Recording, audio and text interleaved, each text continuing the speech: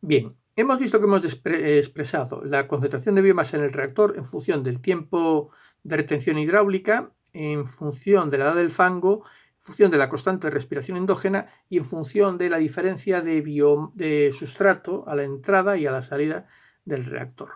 Y también hemos podido conocer el volumen del reactor con esos términos, conocida la concentración de biomasa que tengo en el reactor. Vamos a ver ahora el sustrato en el efluente, cómo lo puedo determinar. Pues haciendo lo mismo de la ecuación 1 y sustituyendo el valor o conociendo la edad del fango, pues obtengo esta expresión donde me da la concentración de sustrato en el efluente en función de los tiempos de retención hidráulica, la edad del fango, en los tiempos dependiendo de la edad del fango, la constante respiración endógena, la concentración de sustrato a velocidad de semisaturación, el coeficiente de asimilación, la máxima velocidad de asimilación de sustrato por unidad de microorganismo y el coeficiente de respiración endógena.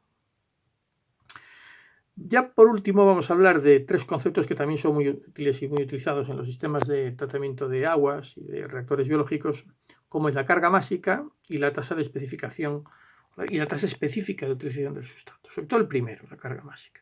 La carga másica es la cantidad de sustrato que se aporta por unidad de tiempo al reactor, partido la biomasa que hay en el reactor. Eso se conoce como carga másica, que no es otra cosa que decir cuánta DBO hay en el reactor y cuántos microorganismos en la cuba, o sea, los sólidos en suspensión, hay en el reactor. Esto se obtiene dividiendo el caudal por caudal de entrada por el sustrato de entrada, o la DBO, partido el volumen del reactor por la biomasa que tengo en el reactor, los kilos de mLSS, que es como se suele realizar, más que es un dato que es más fácil de conocer. Y otra expresión útil también, muy parecida a la carga másica, es la tasa específica de asimilación del sustrato, de utilización del sustrato. La primera es qué relación tengo entre el sustrato que aporto y la biomasa que hay en el reactor, y la tasa específica de utilización es qué relación hay entre la cantidad de sustrato que se consume y la cantidad de biomasa en el reactor. En la práctica estos valores son muy parecidos, ya lo vais a ver. Cuando el sustrato que me entra es muy grande con relación al que me sale, que así suele ser, o dicho de otra manera, cuando tiene un alto rendimiento el reactor biológico, pues Q sub M y U, la carga másica y la tasa específica, se me asimilan. ¿Cómo conoceremos la cantidad de sustrato consumido en el reactor? Bueno, pues si yo sé la que aporto y sé la que saco, pues la diferencia entre las dos será la que se consume. Yo sé que aporto pues la que me entra, el caudal del influente por el sustrato del influente, partido de la que saco, que será el de entrada, perdón, el del efluente, Q sub E, por el sustrato del efluente, más el de la purga, por el sustrato de la purga. Como es el mismo el sustrato de la purga que el del efluente y además el caudal del efluente se podía expresar con el del influente menos el caudal de la purga, pues lleva a la expresión que es Q sub 0 por S sub 0 menos S, que es la diferencia entre lo que aporto y lo que saco.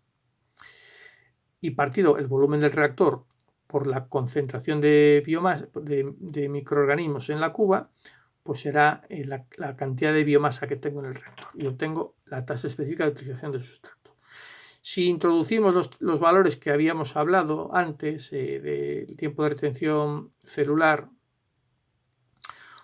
y el tiempo de retención hidráulico, pues lo puedo expresar de esta manera, donde en función del tiempo de la edad del fango y en función de la constante respiración endógena, pues tengo el valor de la tasa de asimilación, que es I por U.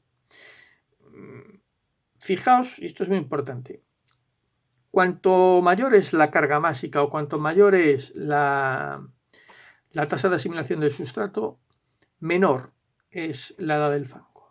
Y al revés. Todo esto es una idea un concepto que debe de quedar muy claro. Cuanto más viejo es el fango, menor es la carga másica. Y cuanto más joven es el fango, mayor es la carga másica o la tasa de asimilación específica de asimilación del sustrato. La eficacia la podemos definir como la cantidad de sustrato que se consume con relación a la que yo aporto. Por eso decimos que si la eficacia es del 100%, pues la cantidad de sustrato consumido es igual a la aportado. La cantidad de sustrato consumido sabemos que es la que se me consume dentro del reactor, que será el sustrato que me entra por el caudal que me entra, menos el sustrato que me sale por el caudal que me sale, o sea, Q sub 0 por S sub 0 menos S.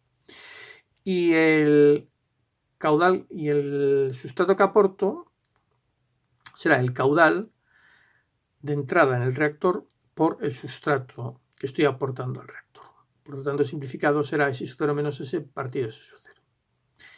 Pero fijaos que si esta expresión de la número 6 las divido por el volumen del reactor y la concentración de microorganismos que hay en la cuba, o sea, lo divido por la biomasa total que tengo dentro del reactor biológico, tengo el cociente entre la tasa de asimilación específica y la carga másica. Por eso decimos que en la práctica, con rendimientos muy altos, la carga másica se asemeja a